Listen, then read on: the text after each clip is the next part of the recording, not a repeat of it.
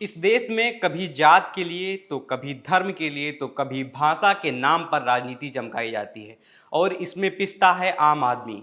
महाराष्ट्र में हिंदी मराठी भाषा विवाद ने सियासी आग भड़का दी है और इस आग में घी डालने का काम किया है बीजेपी सांसद निशिकांत दुबे की विवादित टिप्पणी ने।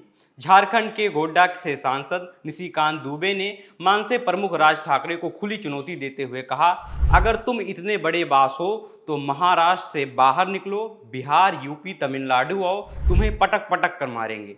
इतना ही नहीं, उन्होंने मराठी लोगों पर तंज कसते हुए कहा, तुम लोग हमारे पैसे पर जी रहे हो, तुम्हारे पास कौन से उद्योग हैं। यह बयान इतना भड़काऊ था कि इसने पूरे महाराष्ट्र में हंगामा मचा दिया। इसके जवाब में शिवसेना प्रमुख उद्धव ठाकरे ने निशिकांत दुबे को लकड़बग्घा करार देते हुए तीखा पलटवार किया। उद्धव ने कहा, कुछ लोग लकड़बग्घे की तरह महाराष्ट्र में शांति सौहार्द को बिगाड़ने की कोशिश कर रहे हैं। बीजेपी की फूट डालो और राज करो की नीति अब बासी हो चुकी है। उन्होंने दावा किया कि बीजेपी मुंबई में शिवसेना मानसे की हालिया मराठी विजय रैली की सफलता से बौखला गई है, जहां उद्धव और राज ठाकरे ने 20 साल बाद एक मंच पर साझा किया। यह विवाद तब शुरू हुआ जब देवेंद्र फडणवीस सरकार ने नई शिक्षा नीति के तहत कक्षा 1 से 5 तक स्कूलों में हिंदी को तीसरी भाषा के रूप में अनिवार्य करने का आदेश जारी किया। इस फैसले का शिवसेना और मानसे ने तीव्र विरोध किया, जिसके बाद सरकार को नीति की समीक्षा के लिए एक समिति गठित करनी पड़ी। इस बीच मानसे कार्यकर्ताओं पर हिंदी बोलने वालों के खिलाफ हिंसा और उत्पात किया,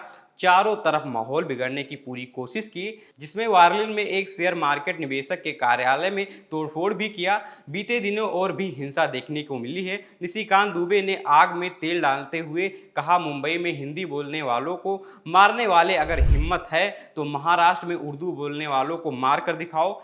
अपने घर में तो कुत्ता भी शेर होता है, तय करो कौन कुत्ता है और कौन शेर। इस बयान ने न सिर्फ विपक्ष बल्कि बीजेपी के सहयोगी शिवसेना के नेताओं को भी नाराज कर दिया है। शिवसेना के नेता आदित्य ठाकरे ने बीजेपी पर महाराष्ट्र विरोधी होने का आरोप लगाते हुए कहा, हर दिन बीजेपी महाराष्ट्र के प्रति अपनी नफरत दिखाती है, यह उनकी विभाजनकारी राजनीति का हिस्सा है। इस पूरे प्रकरण ने महाराष्ट्र की सियासत को नया रंग दे दिया है। एक तरफ मराठी अस्मिता पर सवाल उठे हैं तो दूसरी तरफ बीजेपी पर क्षेत्रीय और भाषाई तनाव भड़काने के आरोप लगे हैं। यह जंग अब सिर्फ भाषा तक सीमित नहीं रही बल्कि आगामी बीएमसी चुनाव और बिहार यूपी की राजनीति से भी जुड़ गई है। फिलहाल इस पूरी घटना के बारे में आप क्या सोचते हैं, हमें कमेंट में जरूर बताएं।